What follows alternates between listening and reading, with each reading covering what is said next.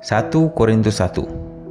Salam dari Paulus yang oleh kehendak Allah dipanggil menjadi rasul Kristus Yesus, dan dari Sostenes saudara kita kepada jemaat Allah di Korintus, yaitu mereka yang dikuduskan dalam Kristus Yesus dan yang dipanggil menjadi orang-orang kudus, dengan semua orang di segala tempat yang berseru kepada nama Tuhan kita Yesus Kristus, yaitu Tuhan mereka dan Tuhan kita.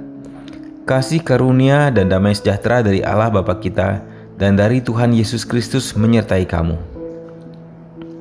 Ucapan syukur.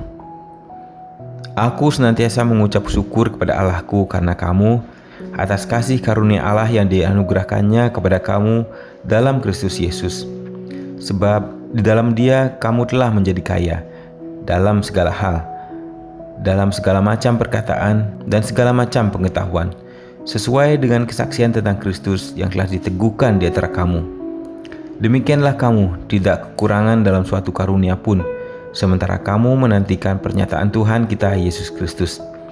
Ia juga akan meneguhkan kamu sampai kepada kesudahannya, sehingga kamu tak bercacat pada hari Tuhan kita Yesus Kristus. Allah yang memanggil kamu kepada persekutuan anaknya Yesus Kristus, Tuhan kita, adalah setia. Perpecahan dalam jemaat. Tetapi aku menasihatkan kamu, saudara-saudara, dalam nama Tuhan kita Yesus Kristus, supaya kamu seia sekata dan jangan ada perpecahan di antara kamu. Tetapi sebaliknya supaya kamu erat bersatu dan sehati sepikir. Sebab saudara-saudaraku, aku telah diberitahukan oleh orang-orang dari keluarga Chloe tentang kamu, bahwa ada perselisihan di antara kamu. Yang aku maksudkan ialah bahwa kamu masing-masing berkata, aku dari golongan Paulus, atau aku dari golongan Apolos, atau aku dari golongan Kefas, atau aku dari golongan Kristus. Adakah Kristus terbagi-bagi?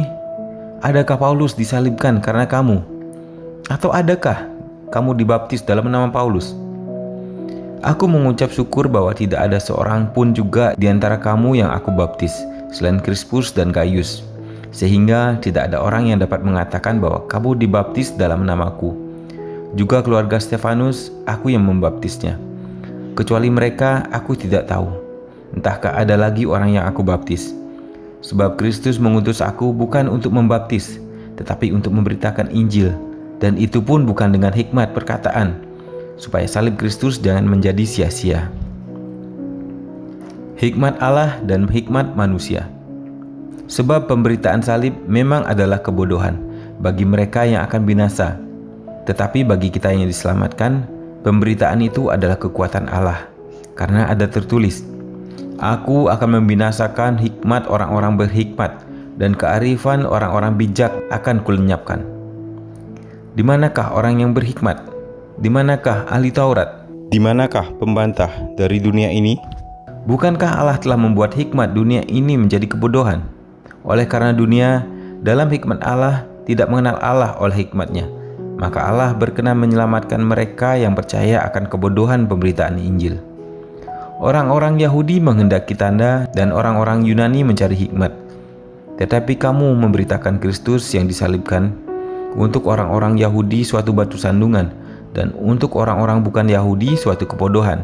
Tetapi untuk mereka yang dipanggil, baik orang Yahudi maupun orang bukan Yahudi, Kristus adalah kekuatan Allah dan hikmat Allah.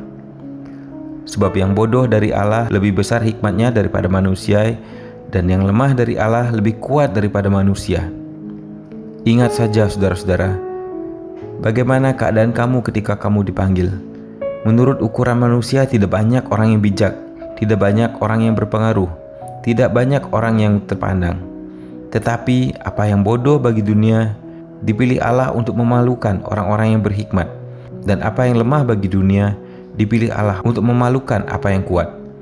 Dan apa yang tidak terpandang dan yang hina bagi dunia, dipilih Allah.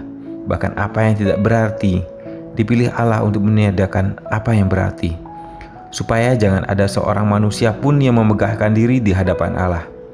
Tetapi oleh Dia, kamu berada dalam Kristus Yesus, yang oleh Allah telah menjadi hikmat bagi kita. Ia membenarkan dan menguduskan dan menebus kita. Karena itu seperti ada tertulis, barang siapa yang bermegah, hendaklah ia bermegah di dalam Tuhan.